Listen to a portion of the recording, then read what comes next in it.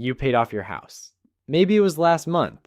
Maybe it was 8 months ago and you still haven't done anything deliberate with the money. You made that last payment, felt incredible for about a week, told yourself you'd figure out what to do with the freed up cash once things settled down, and then things settled down and you still haven't figured it out. The money shows up in your budget every month and sort of disappears, not into anything obviously bad, just into the general noise of being alive, slightly nicer grocery run, a weekend away, a home project that genuinely needed doing, and somewhere in the back of your mind, a number keeps appearing that you don't love. Here's what that number actually is. The median freed mortgage payment in America right now is somewhere between $1,500 and $2,200 a month. Over 13 years, the typical runway between payoff and retirement, that's $600,000 if you invest it, or $0 if you let it dissolve. $600,000 gone. Not because you did anything reckless, because you made a mental note and then went about your week. My name is Nick, and I spend way too much time thinking about the financial decisions people make in the quiet months after a major milestone, when the celebration is over and the money is just sitting there waiting for instructions that never come. If that sentence just described your last several months, subscribe and stay with me. Because what we're about to cover is the thing nobody told you to think about before you made that last payment. Let me introduce you to someone. We'll call her Karen. She's 54, works in HR at a mid-sized manufacturing company outside Columbus, Ohio. She bought her house in 2001 for $187,000, back when $187,000 actually bought you a house and not just the general concept of a house. After years of extra payments and a refinance to a 15-year loan, Karen made her final mortgage payment last Tuesday morning, $1,940 a month. Gone. She celebrated the right way, opened the wine, called her sister, took the Friday off work just to sit in the house and feel like it was hers, and it was a genuinely great week. Then month 2 arrived, the 15th came and went, and nothing left her account. And Karen, who had been budgeting around that $1,940 payment for over 2 decades, suddenly had $1,940 of unscheduled money sitting in her checking account. And she did what most people do. She made a mental note to do something smart with it, and then she went about her week. This is where the story goes wrong for most people. Not dramatically, not with one catastrophic decision, just quietly, 1 month at a time, through the slowest and most boring financial crime in history. The freed payment gets absorbed into the economy like water into carpet. Here's why that happens. Your brain is wired for pursuit, not possession. It's been chasing this payoff for 20 years, and the moment the chase ends, it starts looking for something new to pursue. There's even a name for this. The arrival fallacy, coined by Harvard researcher Dr. Tal Ben-Shahar, the scientific explanation for why reaching a major goal doesn't feel as permanently amazing as you expected. And if you haven't given your brain a new target, it will absolutely find one on its own, usually with a monthly payment attached. The second force working against Karen is what behavioral economists call the licensing effect. After 20 years of discipline, your brain has been quietly keeping a tab. The moment the mortgage disappears, it presents the bill. Not for anything outrageous, just for the slightly nicer car lease, the kitchen renovation you've been putting off, the streaming services you canceled when money was tight. Each decision makes complete sense. Together, they eat the freed payment whole. And Karen doesn't notice because nothing about it feels reckless. That's the trap.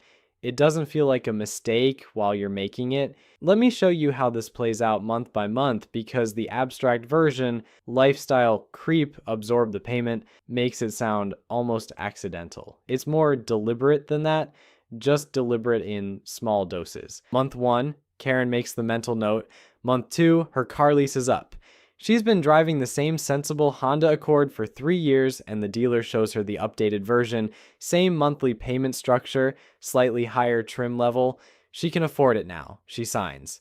There goes $340 a month. Month 3, she books the bathroom renovation she's been putting off since 2019. Just the one bathroom, not even the main one.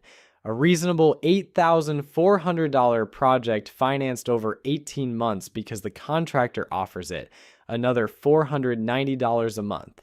Month 4, she restarts the gym membership she canceled during the tight mortgage years, this time at the nicer facility with the cycling classes and the smoothie bar she'll visit exactly twice.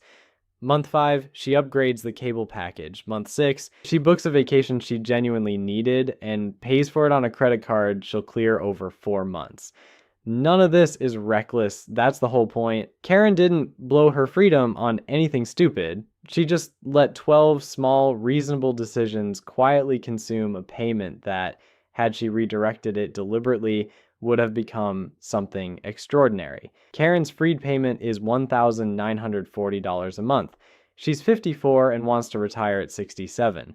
That's 13 years. If she takes that $1,940 every single month and invests it in a basic S&P 500 index fund using 8% annual returns, which is actually conservative against the historical average, after 13 years she has $529,000, of which she contributed $302,640. The remaining $226,000 is compounding, doing its job while she slept. Karen does what she actually did, lets the freed payment dissolve into a nicer car and a bathroom renovation and a gym she stops going to.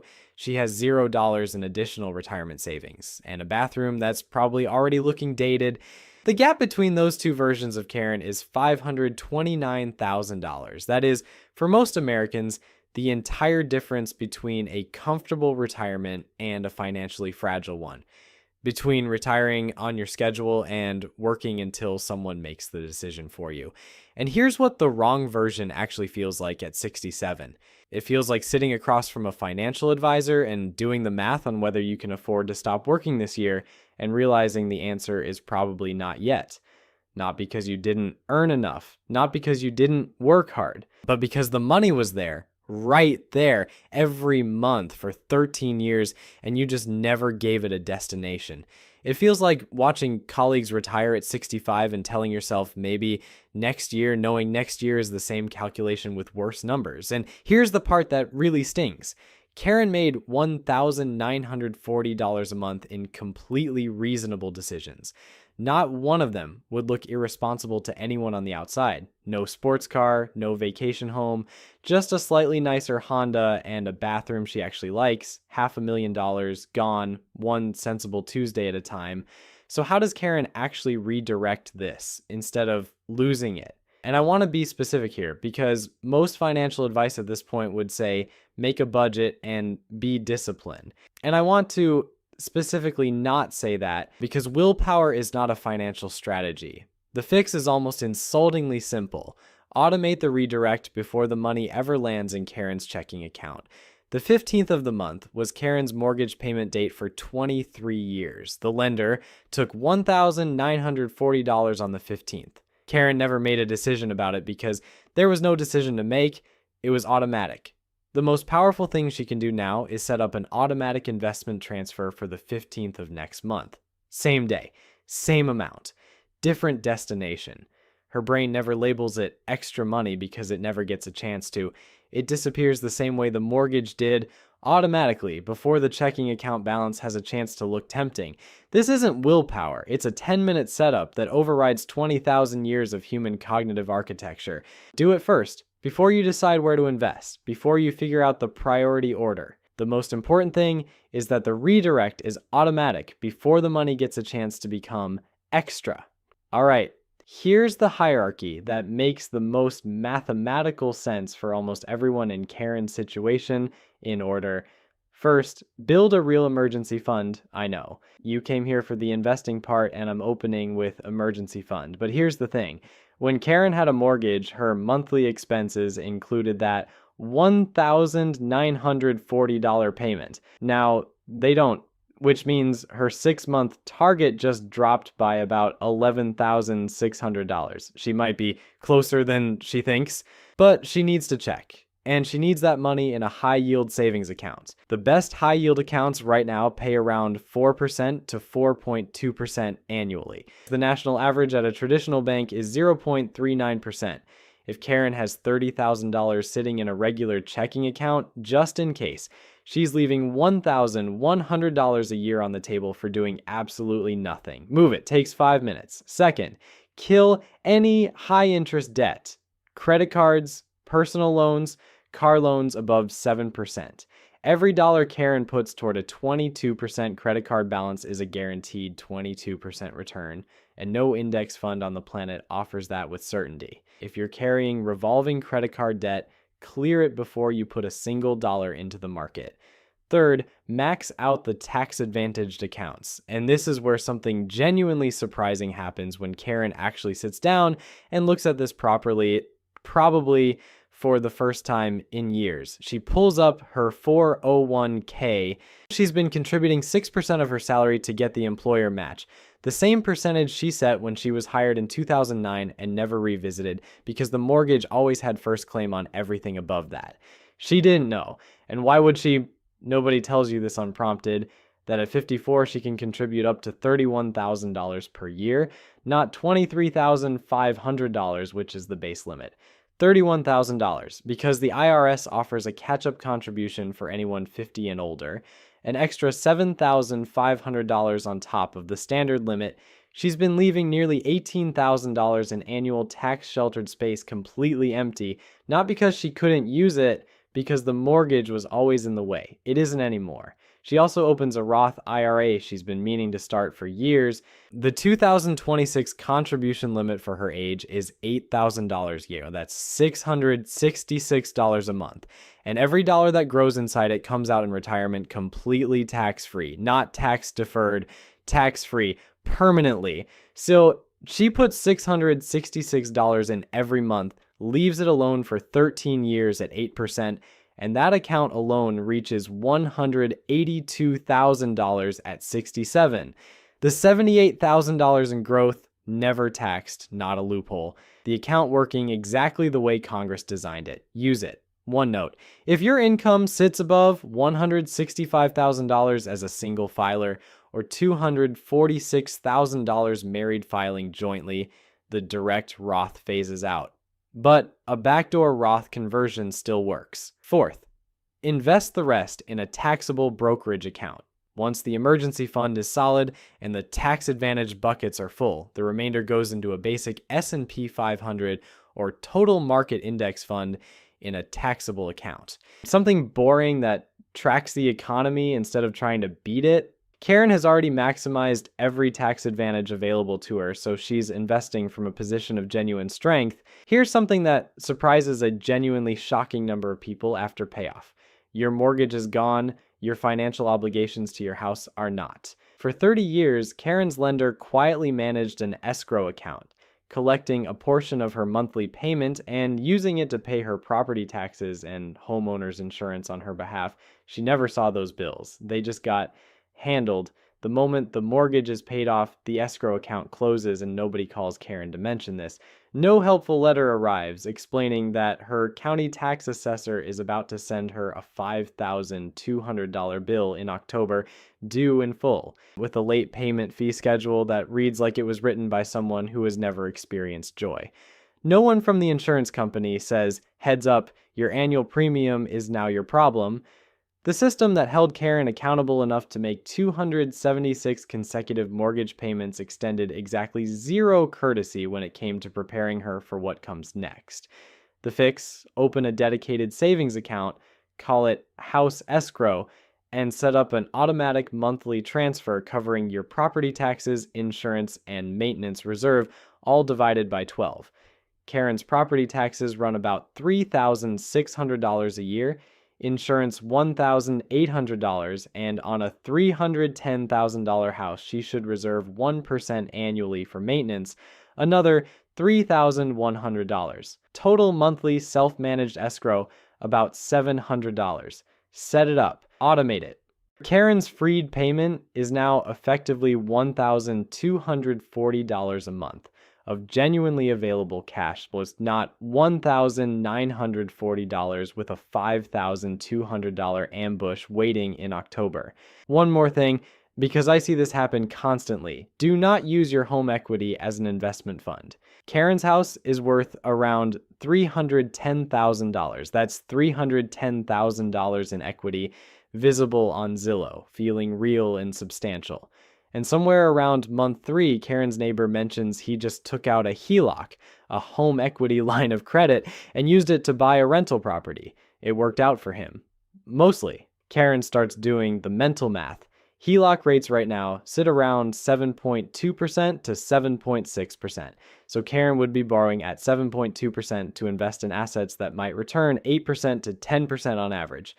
On paper, she nets 1% to 3% in a good year. In the years the market returns negative 20%, which happen regularly, without much warning, Karen is paying 7.2% on borrowed money while her investments are underwater, and her house, which she just spent decades making unencumbered, is collateral again. She just unpaid off her house to feel clever about investing. That is not a move I can endorse with a straight face. The home equity Karen accumulated is insurance, the asset she can liquidate in a genuine worst-case scenario, the thing that means she will never be truly destitute as long as she owns it free and clear. That is worth more than any spread between a HELOC rate and a market return. Use the monthly cash flow to invest. Don't borrow against the house to invest. These feel like similar strategies. They are not. Let me show you the other version of Karen, the one who sets up the automatic transfers on month 1 instead of making a mental note, where she puts $666 a month into her Roth IRA and bumps her 401k to use the full $31,000 catch-up limit, redirecting the freed mortgage cash to cover her take-home gap. She funds her self-managed escrow at $700 a month and builds her emergency fund over the first 4 months in a 4.1% high-yield savings account. She keeps $300 a month for intentional life spending, the Italy trip she's been putting off, a nice dinner twice a month, things that go on the calendar and are actually enjoyed. What does that look like at 67? Her Roth IRA alone holds roughly $182,000 every dollar of growth tax-free. Her 401k contributions compound on top of whatever she's already accumulated there. Her taxable brokerage account adds another $200,000 or more.